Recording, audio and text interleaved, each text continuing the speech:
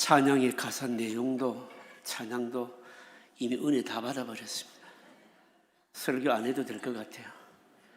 우리 글로리아 찬양대 찬양하는 걸 보면 우리 교회 안에 이 여성들의 파워가 참 대단하다, 이런 걸 느낍니다. 교회 안에 뿐이겠습니까? 요즘 세상이 다 그래요. 지난 금요일 날 재송이동 동사무소에서 그 전날에 제게 연락이 왔어요. 무슨 연락이 왔는가 하면 구청장과 재송이동 이 동민들과의 무슨 대화가 있는데 목사님 좀 참석해 주실랍니까? 연락이 왔어요. 제가 그런데 일체 참석을 잘 안 하거든요. 근데 구청장도 제가 또 너무 잘 알기도 하고 그래서 제가 가겠다고 했습니다. 자리를 마련해 놨다 그래가지고 갔습니다. 가보니까 구청장도 와가지고 계시고, 그리고 우리 지역 국회의원 김미애 의원도 와 있고, 재송이동 보니까 그러니까 통장님들이 거의 다 오더라고요, 보니까.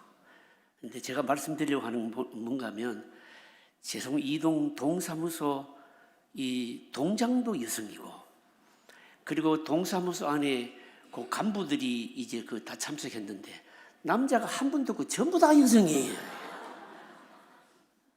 이야, 이거 참 여성들의 파워가 참 대단하구나 싶더라고요, 이게요.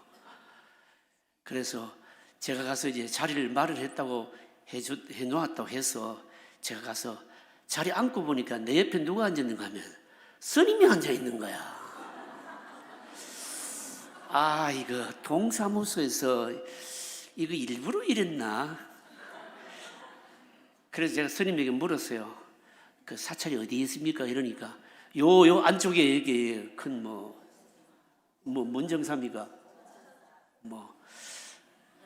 그래서 이제 스님하고 옆에 이제 앉아가지고 이제 대화를 했는데 제가 이런저런 얘기를 많이 나눴죠. 이제 이름 앞에 자리에 이제 명찰도 있고 이러니까 나는 목사인 줄 아는 데다가 구청장하고 또 그 국회의원이 또 제하고 개인적인 친분이 있잖아요. 그 많은 사람들 앞에서 또 이 바쁘신 가운데 목사님이 참석했다고 또 인사를 시키는 거야. 제가 그 얘기하려고는 아니고, 사실은 제가 그 모임에 참석한 이유가 뭔가 하면 우리 재송동의 현실이 좀 어떤가, 교회가 뭘 좀 섬길 수 있는 게 없을까, 좀 이렇게 봉사할 수 있는 부분이 뭘까 싶어서 한번 좀 알아보고 들어보려고 제가 없는 시간 내서 설교 준비하기도 바쁜데 1시간 반을 시간 내서 제가 갔다는 거 아닙니까? 가보니까 이 얘기 쭉 들어보니까 제일 많은 얘기가 뭔가 하면 이 재송동이 전부 뭡니까? 오르막이지 않습니까? 통장들이 막 한결같이 얘기하는 게 뭔가 하면 이 주차장 해결해 달라는 거예요. 주차장 첫 번째 문제. 두 번째는 또 뭔가 하면 너무 이게 오르막이 많아서 너무 미끄러져서 사고가 너무 많고 팔 부러지고 다리 부러지고 너무 많은데 이거 방지 시스템을 좀 빨리 해다는 거예요. 그 얘기를 가만 들어보니까 참 구청장도 그 구청장이요 대단하더라고요. 어느 정도인가 하면 재송이동에 통이 몇 개가 있고 이것까지 다 외우고 있더라고요. 해운대구에 여러분 동이 얼마나 많습니까? 성탄절 전에 17개 동을 방문해서 했고, 성탄절 이후에 어제가 이제 재송이동이 마지막이래요. 18번째 하고 있는데 해운대 구청 전체를요, 이 구청장이요 그렇게 아예 꿰뚫고 있는 거예요. 그래서 이제 어느 통장이 일어나서 우리 집 앞에 너무 미끄러워서 많이 다치시니까 해달라 그러는데 거기에 몇 통이냐 그걸 다 묻더라고요. 보니까요. 그것까지 다 이제 들어주고 하는데, 그런데 거기도 전부 여성들이야. 이제 통장도 거의 3분의 2가 여성들이더라고요. 제가 그 모임에 참석해서 제가 여러 가지 몇 가지 정보를 얻게 됐는데, 우리 재송동이 해운대구에서 재송이동이요 노령화율이 말입니다 최고더라고요. 이게요. 우리 재송이동에 연세 드신 분들이 그렇게 많다는 거예요. 그래서 여러분 할 일이 많겠죠, 그죠? 섬겨야 될 일이 얼마나 많겠습니까? 그리고 요 옆에 보면 청소년 문화수련관이 있죠, 그죠? 여기에 주차장 공유 부지에 재송이동 사무소가 열로 옮겨온대요. 근데 옮겨오는데 보니까 국회의원 김미애 의원이 정부 예산을 200억을 끌어왔어요. 그리고 부산시로부터 또 돈을 끌어오고. 그래서 어쨌든 이제 얘기하고자 하는 게 뭔가 하면 여기 보니까 이 재송이동 사무소가 이쪽으로 오는데 재송동 사무실에 가면 그 동사무소에 가면 좁지요. 차 댈 데도 없죠. 주민들이 얼마나 불편한지 모릅니다. 근데 아버님 막 몇백억을 들여서 크게 심는가 봐요. 말씀드리려고 하는 것은 우리 교회 주변에 이런 밝은 시설이 들어와서 좋겠다. 근데 그 일을요 아주 왕성하게 추진하는 사람들을 막 소개하는데 또 여성들인 거예요. 그래서 여성들이 참 큰 일을 하시는구나 이렇게 생각이 되고 우리 글로리아 찬양대 볼 때마다 늘 은혜가 넘칩니다. 여러분 하나님 은혜 나타내는 일에 앞으로 더 많이 쓰임 받으시기를 바랍니다. 서론이 길었습니다. 사회에서요 이름 있는 사람들이 좋지 않은 일로 검찰에 불려가는 경우 있잖아요. 검찰에 딱 불려가면 반드시 거쳐야 되는 과정이 있습니다. 무슨 과정입니까? 기자들 앞에 사진을 꼭 찍어야 됩니다. 요즘은 인권 문제 때문에 그 포토라인 앞에 세우는 걸 공식적으로 없앴습니다. 근데 포토라인 앞에 세우는 공식적으로 없앴다 할지라도 일단 검찰에 한번 사회적으로 어떤 지위가 있는 사람이 뭐 나쁜 일로 조사받기 위해서 검찰에 딱 불려갔다면 공식적으로 포토라인 앞에 아무리 안 세워도 그 다음날 되면요 기자들은 어떻게 구했는지는 모르겠지만 언론이 뭡니까? 그 사람 이름이 대서 특필됩니다. 여러분 이런 일을 당하게 되면요 어떤 일은 마음이 들까요? 그 사람에게는 평생 잊을 수 없는 그야말로 치욕의 순간이죠. 여러분요. 왜냐하면 이게 바로 말입니다. 공공연하게 여러분 다 기록이 남거든요. 여러분요. 그런데 하나님의 백성들에게도 이런 순간이 있을 수가 있습니다. 좋지 못한 일로 세상 사람들로부터 이방인들로부터 무지막지한 욕을 들어먹을 때입니다. 자신에게도 부끄럽지만 하나님을 욕되게 하는 것이기 때문에 사실은 굉장히 여러분 치욕인 것이죠. 여러분요. 오늘 이 본문의 내용이 뭔가 하면 지금 이사야서를 차근차근 묵상하고 있거든요. 제가 성경을 본문을 선택할 권리를 가지지 않고 차근차근 묵상하는데 지난번에 들었던 말씀하고 지금 연결되는 겁니다. 어떤 내용인가 하면 아수르 왕 사네립, 여러분 아수르는 기억하셔야 됩니다. 북이스라엘을 뭡니까? 멸망시킨 나라 아닙니까? 그리고 이 남유다에도 그야말로 막대기로 하려면 막대기로 굉장히 크게 사용된 나라가 바로 아수르입니다. 무지막지한 나라거든요. 이 아수르 왕 산헤립이요 여러분 누구를 보냈는가 하면 장수를 보내는 겁니다. 신분군 랍사게를 보냅니다. 랍사게를 보내어서 유다 예루살렘을 군사적으로 먼저 함락하기 이전에 이 랍사게를 통해서 온갖 입에 담을 수 없는 말을 다 퍼붓습니다. 누구에게요? 유다 왕 히스기야 왕에게 그리고 유다 백성들에게 이루 말할 수 없는 욕을 막 쏟아붓는 바로 그런 내용인 겁니다. 여러분 아수르 왕 사네립이 왜 이 작전을 펼까요? 얼마든지 군사력으로 유다는 나라도 작고 군사력도 없습니다. 그냥 일순간에 무너뜨려 볼 수 있습니다. 그렇게 하지를 않고 왜 이렇게 이 랍사게를 보내어서 무지막지한 입에 담을 수 없는 욕을 이렇게 바로 퍼붓느냐 이 말입니다. 그야말로 이 하나님의 백성들에게는 치욕이지요. 유다 백성들은 히스기야 왕은 한마디도 대꾸하지를 못하고 이 욕을요 처음부터 끝까지 그대로 다 얻어먹습니다. 여러분 힘이 없기 때문 아니겠습니까? 여러분요 견딜 수 없는 치욕이고 고통입니다. 이런 상황에서 하나님의 백성들이 해야 될 것이 뭐냐? 오늘 우리들도 살아가면서 여러분 이런 일들을 만나게 되거든요. 이 본문의 사건은 사실은 성경에 기록된 아주 특수한 특이한 여러분 상황입니다. 하나님의 백성들에게 믿지 않는 사람들이 말로 우리를 무너뜨리고 군사력으로 우리를 무너뜨리기 이전에 말로 우리를 무너뜨리고 그러면서 침체케 하는 아주 특수한 경우이거든요. 이런 경우에 하나님의 백성들이 유다 백성들과 경건한 왕 히스기야가 도대체 어떻게 대처했느냐?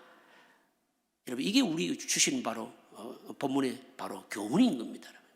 먼저 첫 번째로 볼 것은요 타협이 안 되는 마귀입니다. 랍사게가 예루살렘 성 앞에 와서 유다 백성들하고 이 히스기야 왕에게 바로 욕을 막 하는데, 성경에 보시면요, 유다 방언으로 했다 그렇게 말합니다. 유다 방언으로. 그러니까 이 사실은 아수르 사람은 유다 사람이 아닌데도 불구하고 어떻게 이렇게 유다 방언을요, 히브리어를 능통하게 했는지는 알 수 없지만 히브리어로 유다 방언으로 그냥 막 입에 담을 수 있는 대로 욕을 다 퍼부었다는 겁니다. 그러니까 이 히스기야의 왕의 이 신하들이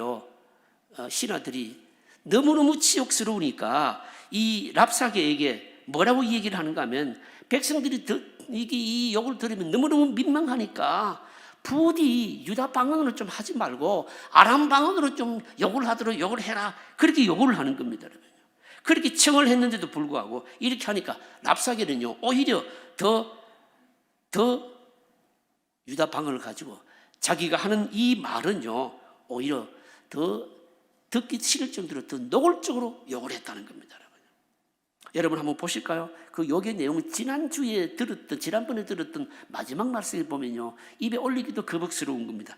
여러분 12절입니다. 12절 한번 읽어보실까요? 12절 같이 읽습니다.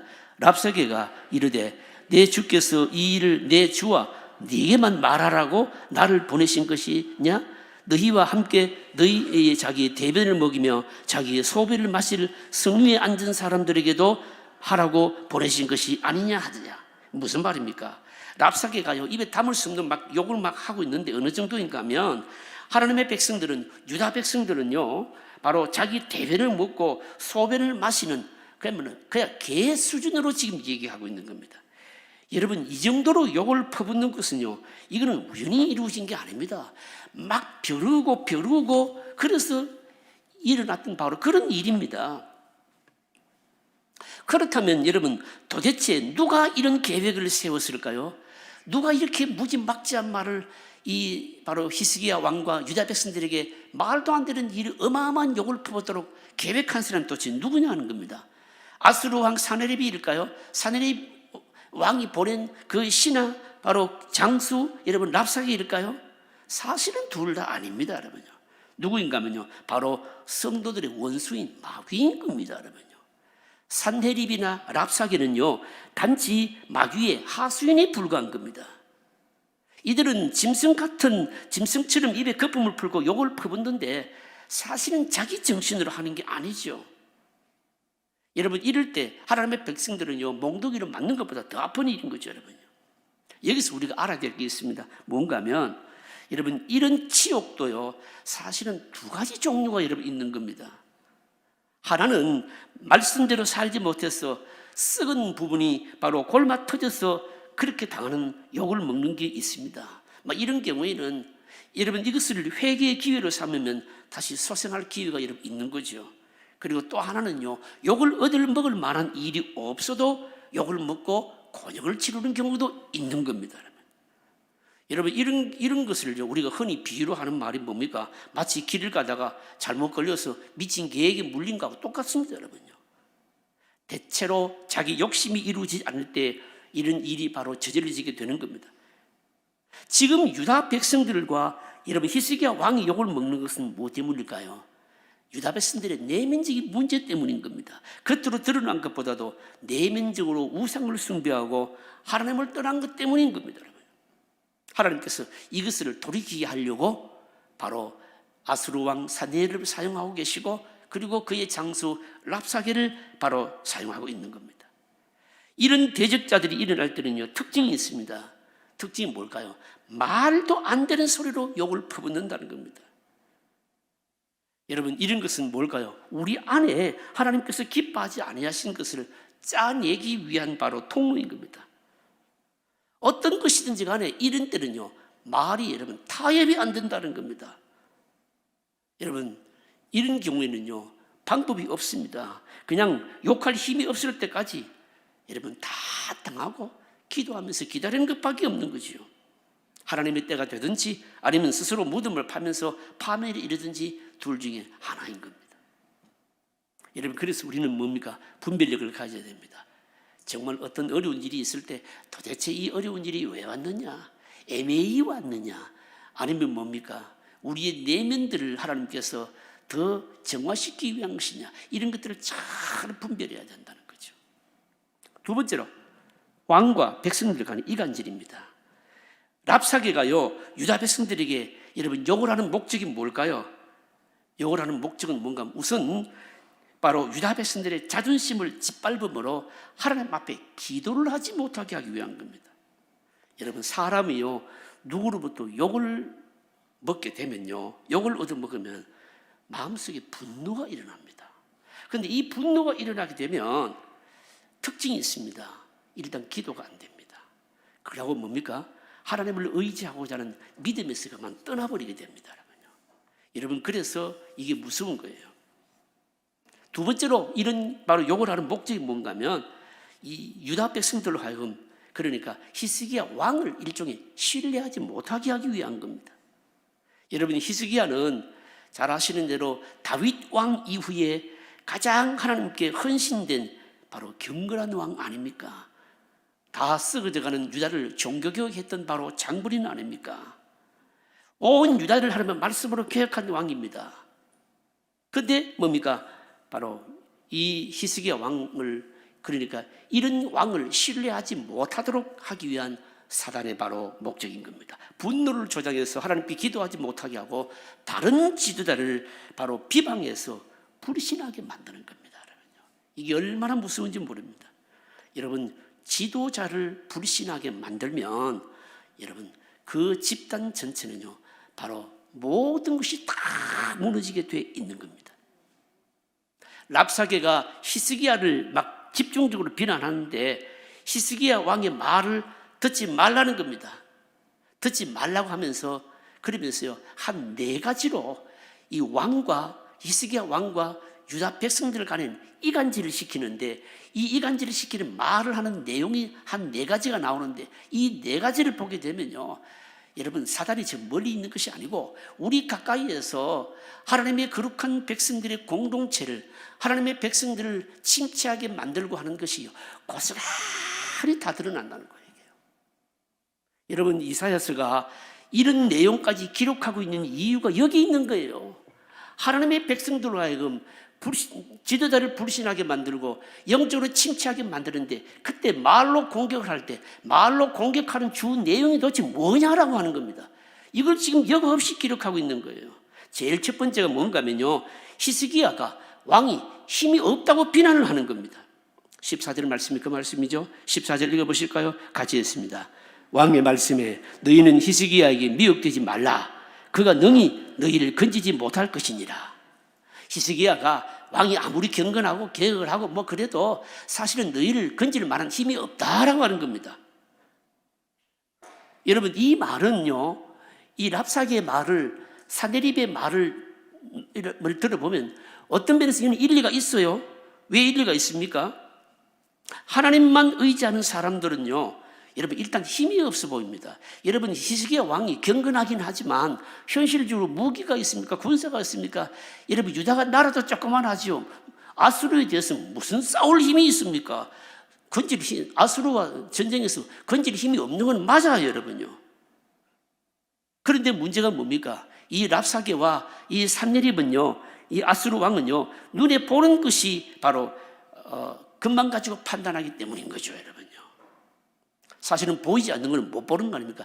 이 일은 나중에 여러분 결과는 어떻게 되는가 하면 아수르 군대 18명, 5천명이 한꺼번에 다 죽잖아요, 여러분. 하나님의 군사가 다 처리하잖아요, 여러분. 이런 걸 다 못 보는 거죠, 여러분요. 어쨌든 말입니다. 현실적인 것을 드러내서 자꾸만 뭡니까? 지도자를, 경건한 지도자를 신뢰하지 못하게 만드는 게 이게 마귀의 전략입니다, 여러분. 여러분, 그래서 교회 안에서 지도자를 비방하거나 하는 것은요, 이거는 굉장히 중대한 문제입니다. 그거는 거의 뭡니까? 거의 마귀가 할 가능성이 많습니다. 둘째로는요, 랍사게가 뭔 얘기를 하는가 하면요, 여호와를 의지하자는 말도 하지 말라고 하는 겁니다. 15절입니다. 15절 읽어보실까요? 같이 읽습니다. 히스기야가 너희에게 여호와를 신뢰하게 하려는 것을 따르지 말라. 그가 말하기를 여호와께서 반드시 우리를 건지시리니 이 승이 아수르 왕의 손에 넘어가지 아니하리라 할지라도, 그 다음 말씀 보시면 믿지를 말아라, 이렇게 말하는 겁니다. 여러분, 사탄이요 가장 두려워하는 게 뭘까요? 사단이 가장 안 좋아하고 두려워하는 것은요, 하나님의 백성들이 죽을 각오를 하고 여호와를 붙들고 힘을 삼고 의지하는 겁니다. 그런데 이런 여호와를 붙들고 죽을 각오를 하고 여호와를 붙들고 의지하는데 자꾸만 인간적인 계산을 하거나 인위적인 바로 방법으로 자꾸만 뭡니까? 힘을 빼는 거죠. 이게 여러분 뭡니까? 마귀가 하는 겁니다. 그 힘이 못 돼. 안 돼. 아수르 왕, 히스기야 왕이 말을 따르지를 말어. 현실성이 하나도 없어. 여러분, 이게 우리에게 주시는 교훈은 뭘까요?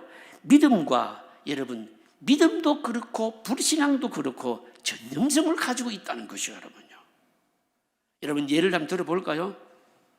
여러분, 우리가 같이 믿음 생활하면서 어떤 한 성도가요, 믿음이 굳게 서 있으면요, 그와 같이 지내는 사람들을 또 어떻게 될까요?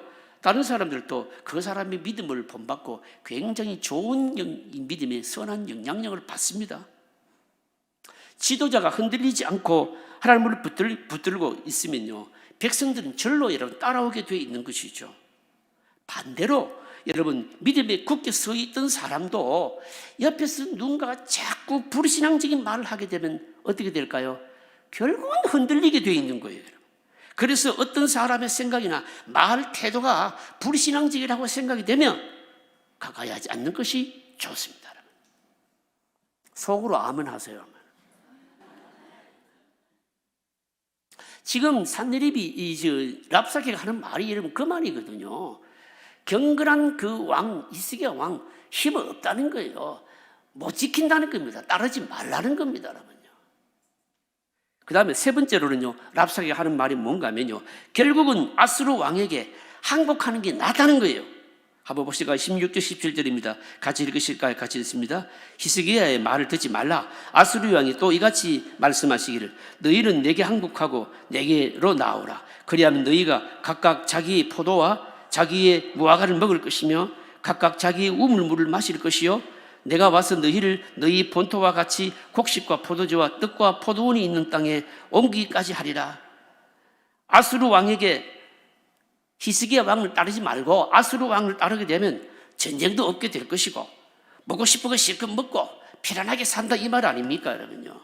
여러분, 현실적인 이유를 딱 내세워 가지고 이런 식으로 여러분 유혹하게 되면요, 여러분 거의 다 넘어가게 되어 있습니다. 전쟁이 지금 바로 눈앞에 와 있는데, 아수르 군대가 이미 와서 진치고 있는데 너희들이 항복하면 전쟁도 안 하고 아수르 군대도 물러갈 것이고 떡도 포도주도 마음껏 편안하게 먹을 거니까 항복해라는 겁니다, 여러분요. 여러분, 유다 백성들이 여러분 알아야 할 것이 뭡니까? 유다 백성들이 알아야 될 것은요, 아수르와야 유다의 전쟁은요, 이건 절대로 군사적인 전쟁이 아니라는 거죠. 이 전쟁은 무슨 전쟁입니까? 영적인 전쟁입니다. 만약에 군사적인 전쟁이라고 한다면 항복할 수도 있습니다. 그러나 아수르가 노리는 게 뭔가 하면요, 그냥 나라를 차지하는 것이 아니라 사실은 여호와의 신앙을 없애려고 하는 것이거든요. 여러분, 이게 중요한 겁니다, 여러분요. 여러분, 이게 무슨 말씀입니까? 요즘도 마찬가지잖아요. 마귀가 노리는 게 뭘까요? 건강한 교회를 없애려고 하는 겁니다. 진리를 세상에 비추지 못하게 하는 겁니다, 여러분. 이때 당시만 하더라도 유다가 예루살렘이 정말 영적으로 많이 부패했지만 그래도 예루살렘에는 바로 믿으려고 하는 자들이 남아 있었고요, 예루살렘 교회는요 생명의 빛을 비추고 있었거든요. 그런데 이것마저도 완전히 뿌리를 뽑아버리려고 하는 겁니다. 여러분, 우리가 깨달아야 됩니다. 나에게 닥친 이 어려움이 영적인 전쟁이냐 아니냐를 여러분 나를 판단하셔야 됩니다.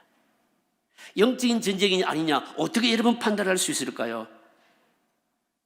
나에게 닥친 어려움이, 누가 나에게 하는 말이, 그것이요 내 믿음을 무너뜨리게 만들고 자꾸 불신앙적으로 끌고 가게 한다면 그거는 영적인 전쟁입니다. 나의 믿음을 약하게 하고 하나님을 자꾸 의지하지 못하게 한다면 그거는 뭘까요? 영적인 싸움인 겁니다.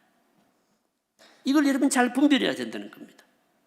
그럼 네 번째로 랍사게가요 뭘 얘기하는가 하면요, 여호와 하나님이 유다 백성들을 건지지 못할 것임을 자기들이 멸망시킨 나라들을 통해서 쭉 열거를 합니다. 이건 히스기야가 아니고 너희들이 유다 백성들이 예루살렘이 여호와라고 하는 하나님을 붙들어도 결국은 너희들이 망한다. 사실은 어마어마한 걸 선포하는 겁니다. 한번 보실까요? 18절부터 20절까지 좀 긴데 같이 읽겠습니다. 혹시 히스기야가 너희에게 이르기를 여호와께서 우리를 건지시리라 할지라도 속지 말라. 열국의 신들 중에 자기의 땅을 아수르 왕의 손에서 건진 자가 있느냐? 하맛과 아르바스 신들이 어디 있느냐? 스발와임의 신들이 어디 있느냐? 그들이 사마리아를 내 손에서 건졌느냐? 이 열방의 신들 중에 어떤 신이 자기의 나라를 내 손에서 건져냈기에 여호와가 너희 예루살렘을 내 손에서 건지겠느냐 하셨느니라 하니라.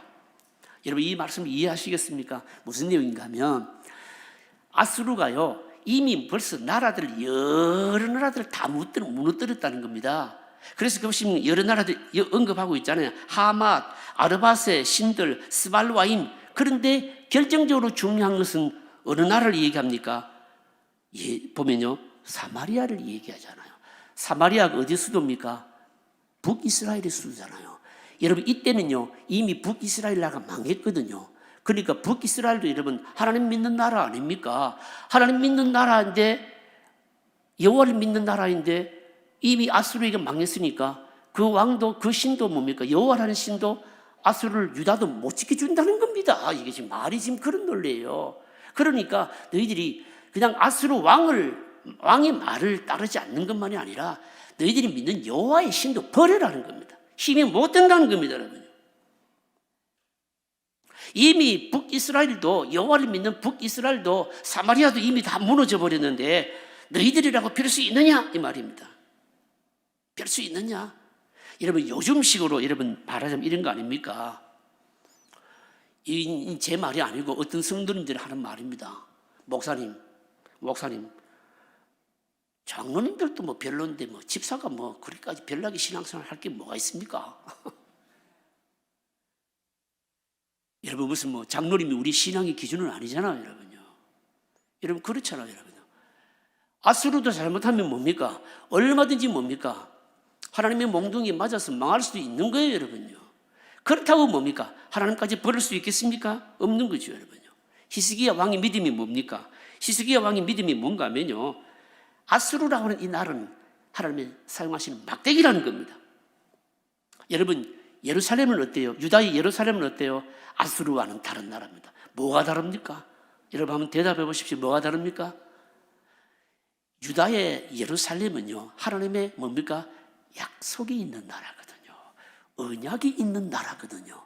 이 나라는요 군사력이나 인구수나 나라의 크기나 뭐 무기나 이런 것들로 지탱되는 나라가 아니라는 겁니다. 그러니까 아수르 아니라 아수르 할아버지가 와도 하나님께서 지키신다. 이게 뭔가 하면 경건한 왕 히스기야의 믿음인 거죠, 여러분요. 여러분, 오늘 우리에게 이 믿음이 있어야 된다는 겁니다. 이게 무슨 말씀입니까? 하나님의 백성들은 세상적인 기준에서 보게 되면 세상 사람들 보기에 저 예수쟁이들 참 우습죠. 왜 우습습니까? 돈도 없지, 뭐 잘생긴 것도 없지, 직장도 튼튼하지 못하지, 사회적으로 무슨 힘이 있어 보이지도 않지. 그런데 여러분 맨날 하는 게 뭡니까? 교회 와서 예배드리고 새벽마다 가서 울고 기도하고, 그리고 또 뭡니까? 좀 힘든 일 있으면 교회 와서 징징대고, 자기들이 볼 때는 막 형편없는 것이죠. 그런데 이게 뭡니까? 이게 하나님의 백성들은 뭐예요? 무기요 힘이라는 겁니다, 여러분요. 유다의 예루살렘은 바로 이게 있는 거예요. 히스기야가 믿는 게 뭔가 하면 이게 있다는 거예요, 여러분요. 웃기지 말라는 겁니다. 아수르가 아무리 군사력이 대단하고 무기가 대단할지라도 유다는 북이스라엘의 사마리아와는 다르다는 겁니다. 약속이 있는 곳이기 때문에 너희들이 함부로 절대로 무기력으로 군사력 무너뜨리지 못한다는 겁니다. 여러분, 그래 됐습니까? 안 됐습니까? 그렇게 됐죠. 하룻밤 사이에 말입니다. 여러분, 아수르 군대 18명 5천명이 말입니다. 개죽음 당했잖아요. 무기부터 시작해서 뭐 온갖 먹을 음식부터 다 놓아두고 말입니다. 그런만 나라 사람 다 도망가 버렸잖아요. 누가 하신 일입니까? 보이지 않는 하나님의 군대가 하신 것이거든요, 여러분. 이게 바로 유다의 힘입니다. 예루살렘의 힘이거든요. 이걸 뭡니까? 히스기야 왕은 믿었다는 것이죠, 여러분. 여러분, 그래서 결국은요 하나님의 백성들은 여러분 중요한 게 뭘까요? 분별력입니다. 무슨 말씀인가 하면 마음을 빼앗고 내 마음을 빼앗고 내 믿음을 무너지게 만들고 하나님을 의지하지 못하게 만들고 지도자를 불신하게 만들고 이런 바로 사탄의 악한 계략은 뭡니까? 읽을 수 있어야 된다는 거죠, 여러분요.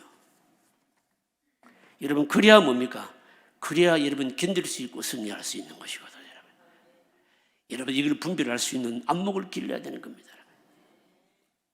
오늘 마지막으로 시간이 자꾸 가서 세 번째로 볼 것은 뭔가 하면 이런 랍사케가 막 무지막지한 막 욕을 퍼붓는데 그러면 도대체 유다 백성들은 그러면 어떻게 반응을 보였냐라고 하는 겁니다. 랍사케의 무지막지한 욕에 대해서 유다 백성들과 히스기야의 반응이 나옵니다. 여러분 뭘까요, 여러분요? 21절입니다. 21절 같이 읽어보실까요? 같이 읽습니다. 그러나 그들이 잠잠하여 한 말도 대답하지 아니하였으니 이는 왕이 그들에게 명령하여 대답하지 말라 하였음이니라. 히스기야 왕이 이스라엘 이 유다 백성들에게 무슨 욕을 하든지 다 드러나는 겁니다. 듣고 한마디도 대꾸하지 말라는 겁니다. 여러분 생각해 보세요. 욕을 먹으면요, 욕을 얻은 만큼 좀 욕을 해야 그래야 좀 시원할 건데 욕을 시큰대로 먹고 욕도 못하고 같이 욕도 못하고 그러면 마음속에 분노는 일어나고 스트레스는 쌓이고 막 죽을 마다 아닙니까, 여러분요. 근데 왕이 뭐라고 했다고? 히스기야 왕이요, 대꾸하지 말라는 겁니다, 여러분요. 왜 그랬을까요, 여러분요? 왜 대꾸하지 말라 했을까요? 히스기야는요, 지금 이 아수르와의 이 랍사게와의 말싸움이 산헤립과의 이 전쟁이 뭡니까? 말싸움의 전쟁이 아니거든요, 이게요. 뭡니까? 욕은 사람 입에서 나오고 욕을 시킨 사람은 아수르 왕 산헤립이지만 히스기야는 뭘 본 겁니까? 이들 뒤에 있는 뭘 봤을까요? 마귀를 보았거든요. 여러분, 마귀가 아니면요, 유다의 문제를 이렇게 정확히 알 수 있는 사람이 없잖아요, 여러분요. 여러분, 이 히스기야 왕이 이 백성들을 하여금 대꾸하지 말라, 이 태도가 우리에게 주신 교훈이 뭘까요? 여러분, 영적인 싸움은요, 절대로 혈기를 못 이깁니다. 여러분, 아무리 말을 잘해도 말로 이길 성질이 아닙니다, 여러분요. 영적인 싸움은요, 인간의 힘으로 이길 사항이 아닙니다. 하나님께서 지켜주셔야 되고 하나님께서 쫓아내 주셔야 되고요. 그래서 제일 좋은 전략이 뭘까요? 그냥 기도하는 거죠, 여러분요. 악한 사탄들하고는요, 말하면요, 괜히 말꼬투리만 더 잡히게 되는 겁니다. 그러나 기도하면요, 하나님께서 기가 막힌 방식으로 저들을 바로 끊어내게 되어 있는 겁니다. 여러분, 결국은 여러분 이 아수르의 18만 5천 명이 다 완패당하게 되잖아요, 여러분. 협상을 하러 나갔던 유다의 대표들 이렇게 욕을 얻어먹고요, 마지막으로 한 게 뭔가 하면요, 한 게 있습니다. 22절 한번 보실까요? 22절 같이 읽으실까요? 그때에 히르기야의 아들 왕국 맡은 자 엘리야김과 서기관 셈나와 아삽의 아들 사관 요아가 자기 옷을 찢고 히스기야에게 나와서 랍사게에게 말을 그대로 전하니라. 그에게 전하니라. 욕을 실컷 먹고 욕도 못하고 할 수 있는 것은 히스기야 왕 앞에 와서 이런 욕을 합시다 이러면서 막 옷을 찢었다는 겁니다. 얼마나 답답했으면 그랬을까요, 여러분요. 여러분, 이 신하들이 옷을 찢었지만 그래도 하나님의 백성들이 할 수 있는 게 있지요, 여러분요. 할 수 있는 가장 강력한 게 남아있는데 그게 뭔가 하면 여러분 기도였습니다. 여러분. 결국 기도하니까 여러분 다 이기게 해주셨거든요. 말씀을 정리합니다. 여러분, 오늘 이 본문이 우리에게 의미하는 바가 뭘까요? 딱 정리하면 이런 겁니다. 우선 세상에는 마귀가 있다는 겁니다. 마귀가 여전히 교회와 성도들을요, 자기 것으로 만들려고 다양한 방식으로 침체하게 만들고 말로 말입니다, 이 완전히 의기소침하게 만들고요, 이걸 여러분 여전히 한다는 겁니다. 여러분, 우리가 해야 될 게 뭘까요?